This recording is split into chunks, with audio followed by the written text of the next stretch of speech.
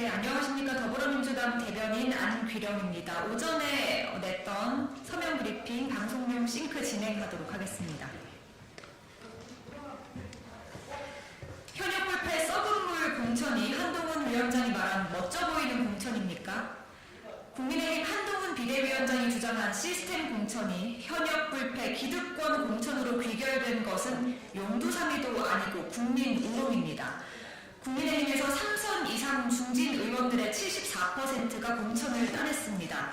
청년과 영입 인재는 험지로 내몰린 반면 양지의 중진 의원들은 편안하게 단수 공천을 받은 것입니다. 청년, 여성, 신인을 적극 발굴해 공천하겠다던 정영한 공관위원장의 약속은 어디로 갔습니까?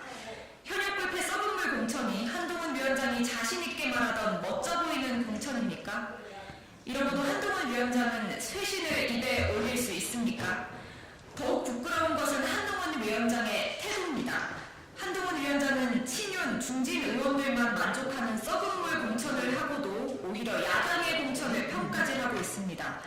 엉터리 공천 결과를 말장난으로 때우려 합니까? 여당 대표라는 사람이 하는 일이라고는 깐죽거리고 비아냥대는 것밖에 없으니 한심하기 이를 데 없습니다. 한동훈 위원장은 혁신 신용으로 민의를 기만한 현역 불패 기득권 공천에 대해서 국민께서 엄정하게 평가하실 것임을 명심하기 바랍니다. 네, 다음입니다.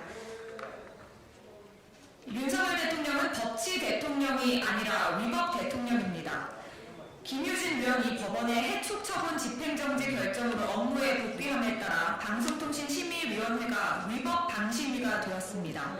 3명이어야 할 대통령 추천위원이 규정보다 1명 더 늘어났기 때문입니다.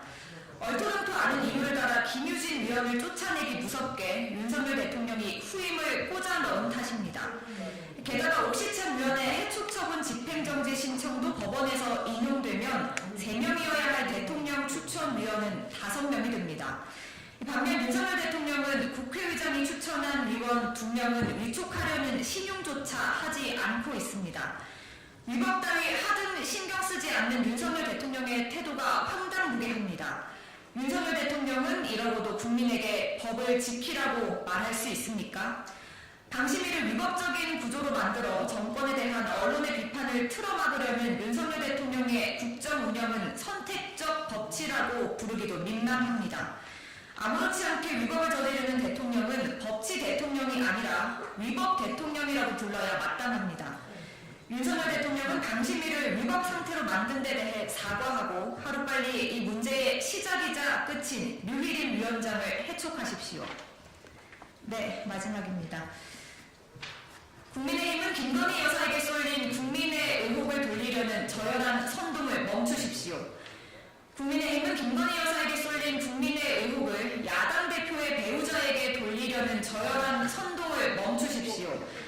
국민의힘 원내대표가 민주당이 전남 순천 광양 곡성 구례을 선거구에 공천한 권영혁 정책위 부의장을 두고 김혜경 여사의 사법 리스크에 대비한 공천 아니냐고 주장했습니다.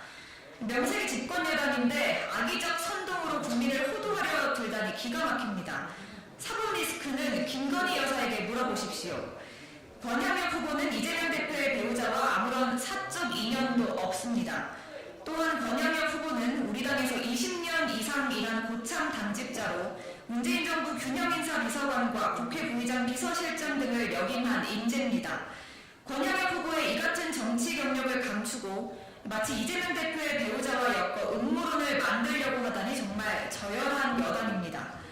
이번 공천은 여성의 정치 참여 확대와 당원 당규 준수를 위한 혁신 공천의 결과입니다.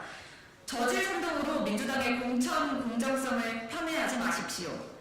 이런다고 김건희 여사에게 쏠린 국민의 의혹이 덮일 줄 압니까? 국민의힘이 당당하다면 10만원 10대는 기소하면서 왜 300만원 명품백 수수에는 아무것도 하지 않는지 답하십시오. 저질 선동으로 야당을 진흙탕 싸움에 끌어들이려는 국민의힘의 저열한 선동을 국민께서 지켜보고 있습니다. 부끄러운 줄 아십시오. 네, 이상입니다.